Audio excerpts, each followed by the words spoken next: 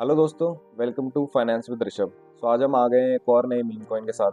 अभी तक हमने डिस्कस किया शीबा के बारे में, हमने डिस्कस किया फ्लोकी के बारे में। अब एक और मीम कॉइन है जिसका नाम है पेपे। जैसे कि शीबा, डोज कॉइन, फ्लोकी ये सब मीम कॉइन्स हैं, वैसे ही पेपे भी एक मीम कॉइन है। लास्ट बिटकॉइन हार्विंग से जैसे कि हम डिस्कस करते आए हैं कि उस टाइम पे भी मीम कॉइन्स ने काफ़ी इंक्रीज दिखाया था, तो पेपे भी वो कॉइन हो सकता है जो कि हमें आने वाले टाइम में काफ़ी रिटर्न्स दे सकता है। क्योंकि इनमें से कौन सा मीम कॉइन रिटर्न देगा वो तो श्योर नहीं होता है, बट कोई ना कोई मीम कॉइन ऐसा हो सकता है जो 30x, 50x, इवन 100x तक पिछली बार भी जाता हुआ देखा है। तो पहले डिस्कस कर लेते हैं कि पेपे है क्या, तो इसके बारे में थोड़ा सा जानते हैं, इसके बारे में क्या न्यूज़ चल रही है, and at the and I will give my prediction, मुझे क्या लगता है एंड मैं इसमें क्यों इन्वेस्ट कर रहा हूँ, and I will show my holdings also. So what is पेपे? So Pepe is a deflationary meme coin built on the Ethereum blockchain. Same like Shiba Inu. Shiba Inu is also a deflationary meme coin and जो Pepe है वो भी deflationary meme coin है। यहाँ पे हमें सबसे पहले समझना पड़ेगा deflationary meme coin क्या होता है। तो जैसे कि इन्फ्लेशन को आप समझते हो कि जो ट्रेडिशनल करेंसी होती है उसका हमेशा इन्फ्लेशन होता है, लाइक उसकी वैल्यू घटती रहती है। क्यों? क्योंकि ट्रेडिशनल करेंसी जो होती है, रुपए जो होते हैं, वो गवर्नमेंट छापती रहती है। बट पेपे के केस में as it is termed as a deflationary meme coin, जैसे कि शीबा भी है। तो इनके केस में क्या होता है, जैसे कि number of meme coins launch कर दिए एंड स्लोली उन मीम कॉइन्स को बर्न किया। सो होगा क्या कि सप्लाई आप मार्केट से घटा रहे हो एंड डिमांड मार्केट में धीरे धीरे बढ़ रही है। तो this is called deflationary meme coin. That means ऐसा मीम कॉइन जो टाइम के साथ बर्न होगा, जिसके नंबर ऑफ मीम कॉइन्स घटेंगे एंड इसलिए उसकी लॉन्ग टर्म में वैल्यू बढ़ेगी। सो पेपे मीम कॉइन जो है वो एक फ्रॉग कार्टून कैरेक्टर है और जिसपे पेपे मीम कॉइन बेस्ड है। जैसे Shiba is based on dog, Floki is based on Elon Musk dog, वैसे ही Pepe is based on a frog cartoon character. Currently जो पेपे के फाउंडर्स हैं उनके बारे में कुछ पता नहीं है, दोज आर अनोनिमस। ऐसा होता ही है क्रिप्टो में कि बहुत सारे कॉइन्स के the founders are not disclose, तो ये कोई नई बात नहीं है। नाउ पेपे जब लॉन्च हुआ था तो उन्होंने कुछ रोड मैप रखा था। बेसिकली उस रोड मैप के 3 स्टेजेस हैं जिनको हम डिस्कस कर लेते हैं एंड देख लेते हैं कि पेपे अभी किस स्टेज पे है। So phase 1 is getting Pepe listed on coin market cap and trending on Twitter. So basically coin market cap is an exchange, वहां पे पेपे को लिस्ट करना and then get it trending on Twitter. तो this was the phase 1, this is already been achieved. Then there is phase 2, that is listing on centralised exchanges, which is already done. The phase 2 is also achieved.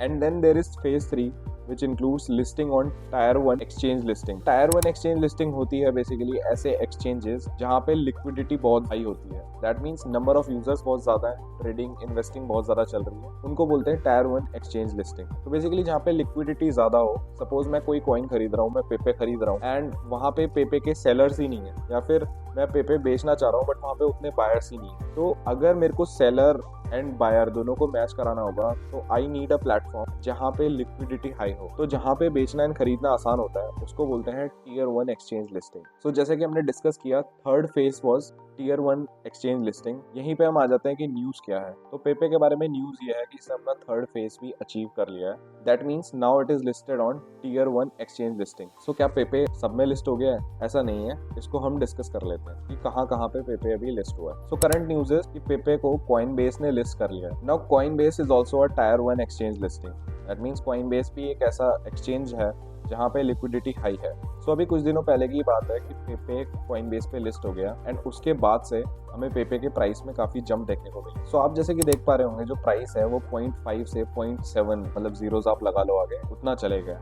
That means अगर मैं numbers में बात करूँ तो almost ये आपका 40% बढ़ा है एंड ये एक हफ्ते में ही हुआ है। तो ये इसने अपना थर्ड फेज अचीव किया है, इसकी वजह से ये हुआ है। तो यहाँ पे बात आ जाती है कि क्या इसका प्राइस और ऊपर जाएगा? तो ये तो कोई नहीं बता सकता कि प्राइस इससे ऊपर जाएगा कि नहीं जाएगा। यहाँ पे हो सकता है स्लाइट करेक्शन देखने को मिले, बट उसको हम एंड में डिस्कस करेंगे। पहले यहाँ पे मैं आपको एक और न्यूज़ बता रहा हूँ, विच इज़ फ्रॉम बिटकॉइनिस्ट, जो कि ये बता रहे हैं कि at least 3 meme coin will Sarpass 100 billion का मार्केट कैपिटलाइजेशन। मतलब 3 मीम कॉइन्स ऐसे होंगे जो कि 100 बिलियन मार्केट कैपिटलाइजेशन को क्रॉस कर जाए। इसीलिए मैं अपने कुछ पैसे मीम कॉइन्स में इन्वेस्ट कर रहा हूँ, क्योंकि इन्होंने पहले भी रिटर्न्स दिए एंड अब भी ऐसा हो सकता है कि कुछ मीम कॉइन्स रिटर्न दे दें एंड उसी में कहीं ना कहीं कन्विक्शन देते हैं ऐसे आर्टिकल्स। जैसे कि इन्होंने बोला है कि 3 मीम कॉइन्स ऐसे हो सकते हैं जो कि $100 बिलियन के मार्केट कैप को क्रॉस करेंगे। तो अभी हम देख लेते हैं पेपे का करंट मार्केट कैपिटलाइजेशन कितना है। सो पेपे का करंट मार्केट कैपिटलाइजेशन $3 बिलियन से थोड़ा सा ऊपर है।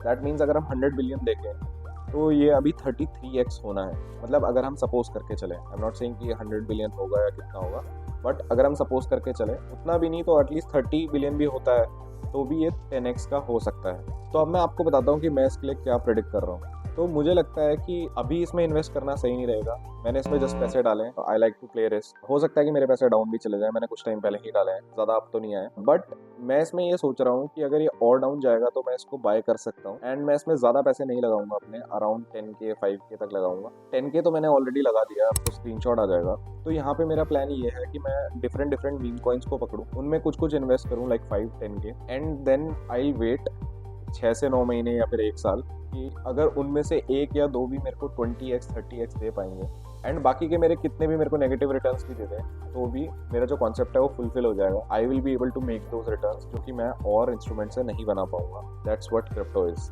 तो अब आ जाते हैं कि मेरे को क्या लगता है personally. What I am taking target for me is कि ये यहाँ से मेरे को 4x होता हुआ दिख रहा है 0.5 के रेट से। अभी तो ये 0.7 पे चल रहा है, कुछ प्राइस आपको आ जाएगा। तो मेरी स्ट्रेटजी ओवरऑल यही है कि मैं मीम में ऐसे नहीं सोच रहा कि 3x जाएगा 4x जाएगा तो बेच दूंगा।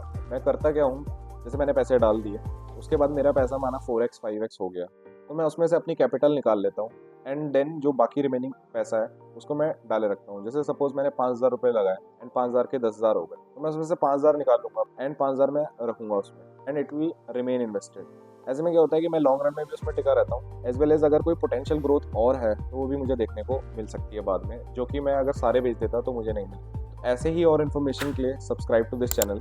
अगर आपको ये वीडियो अच्छी लगी तो वीडियो को लाइक करो। Thank you so much.